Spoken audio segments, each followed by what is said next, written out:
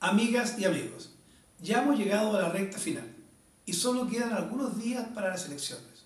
Es por eso que quiero invitarte a participar de este acto cívico que nos permitirá elegir democráticamente a nuestras autoridades y por primera vez en nuestra historia a los consejeros regionales, quienes serán los responsables directos de la inversión y distribución de recursos que se realiza en nuestra región.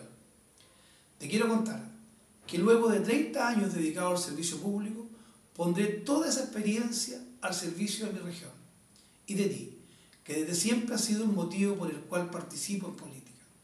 Porque siento que merecemos ser el corazón de Chile, que palpitando fuerte convierta al Maule en un gigante del sur. Y eso lo haremos entre todos. No quiero encasillarme en líneas políticas que de pronto nos separan, sino que por el contrario, quiero trabajar unido para hacer del Maule la región que merece ser, por su gente, su historia y su tradición. Este 17 de noviembre te invito a votar por César Muñoz J125, por nuestro futuro, por tus necesidades, por nuestro desarrollo. Te invito a votar por César Muñoz J125 y yo me moveré por ti.